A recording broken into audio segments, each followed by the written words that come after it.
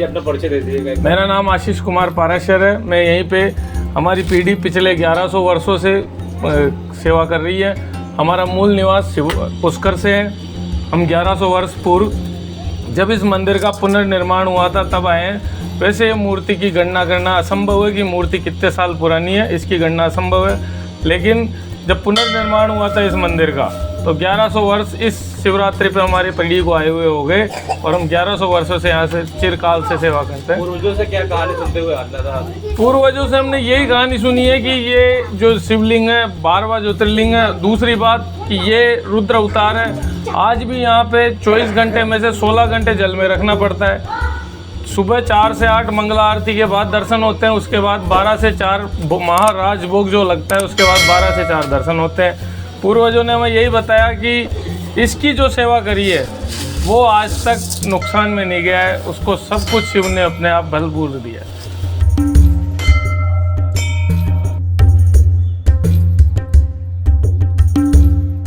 इस ज्योतिर्लिंग का इतिहास ये है कि यहाँ पे देवगिरी नामक पहाड़ है। इस पर एक सुधर्मा नाम के ब्राह्मण रहते थे। उनकी पत्नी थी सुदेहा। जब शादी के 10 वर्ष हो गए तब उसके संतान नहीं हुई। अंतोगत्वा वह क्या करती है कि अपनी छोटी बहन थी गुस्मा, वो शिव भक्ता होती है तो उससे अपने पति का विवाह करवा देती है। गुस्मा शिव भक्ता होती है, प्रतिदिन भगवान शंकर की मिट्टी की छोटे छोटे पूजा करके और पार्थिव शिवलिंग बना के उनका पूजा करके उनको सामने शिवालय सरोवर उसमें विसर्जन करती थी। तो भगवान उसकी भक्ति से प्रसन्न हो जाते हैं और उसको पुत्र देते हैं। पुत्र बड़ा होता है, पुत्र वधू घर में आती है तो बड़ी बहन कहते ईशा कर जाती है। ईशा करके उसके पुत्र को मार देती है। तो बड़ी बहन जब गुस्मा को ये मालूम चलती है इस बात का कि वो अपने पुत्र को मार दिया गया है तो वो भगवान शंकर से हाथ जोड़ के प्रार्थना करती है। भगवान आशुतोष उसके मृत पुत्र को पुनर्जीवित करके और गुस्मा के नाम पे गुस्मेश्वर विराजित होने का आशीर्वाद देते हैं। ये कथा इस ज्योतिर्लिंग की। शिव जी का 12वां ज्योतिर्लिंग माना जाता है। आदि गुरु शंकराचार्य जी महाराज भी यहाँ भानपुरा पीठ के मंदसौर के यहाँ पधारे हुए हैं। उन्होंने भी इसको ज्योतिर्लिंग घोषित किया है और सावन और शिवरात्रि पे विशेष मेला रखता है।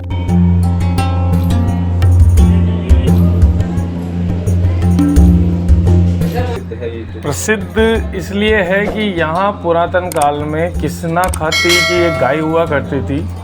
जो किसना खाती की गाय थी वो यहाँ आके इस जगह पे आके रोजाना अपना आप स्वतः उसका दूध निकल जाता था। जब उसका दूध अपने आप निकल जाता था तो पहले ज़माने में जिन वगैरह को ज़्यादा सोचा जाता था। तो किसना खाती को ये टेंशन हुई या उसे चिंता हुई कि मेरी गाय का दूध जो है किसी जिन्नत ने तो नहीं निकाल लिया या क्या तो नहीं हो गया। उसके बाद वो यहाँ आया और उसने आके देखा जैसे ही तो पाषाण की मूर्ति थी, उस पर कोई मिट्टी चढ़ी हुई थी। उसने उसके ऊपर आके अपनी कुल्हाड़ी से कुठाराघात कर दिया। जब कुठाराघात हुआ तो वो शिव प्रकट हुए और शिव ने प्रकट होकर उसके कि दुष्ट तूने मेरे साथ ये किया तो मैं तुझे पाषाण का बना दिया। जब पाषाण का बना दिया तो शिव किसना खाती की वाइफ जो कि अखंड शिव की भक्त हुआ करती थी, उसने शिव से आके आराधना की यहीं पे।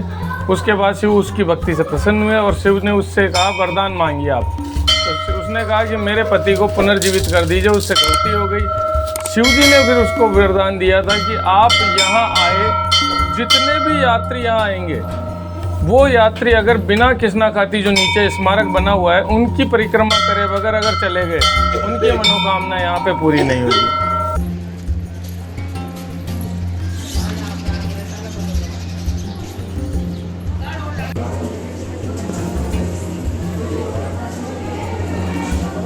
शिव के 12 ज्योतिर्लिंग में अंतिम ज्योतिर्लिंग गुष्मेश्वर द्वादश ज्योतिर्लिंग माना जाता है। इसके स्वरूप में सामने देवगिरी नाम से पहाड़ विराजमान है, देवगिरी नाम से सरोवर है, ऊपर देवगिरी पहाड़ है और वशिष्ठी नदी है चौथ का बरवाड़ा के पास में, उसका ग्रंथ में वशिष्ठी नाम है। और उसी के पास में बेलपत्रों का बहुत बड़ा वन है। पहले प्राचीन समय में बेलपत्र भोलेनाथ के चढ़ाने के लिए वहीं से आते थे।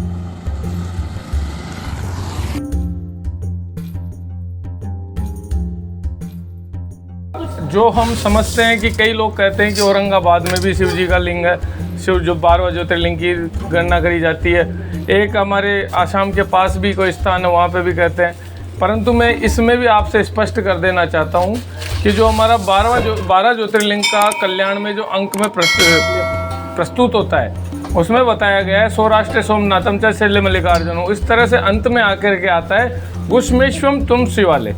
जो कृष्णेश्वर है वो औरंगाबाद में है, ये गुष्मेश्वर है। मुख्य जो गुष्मेश्वर का ज्योतिर्लिंग है वो यहाँ पे है।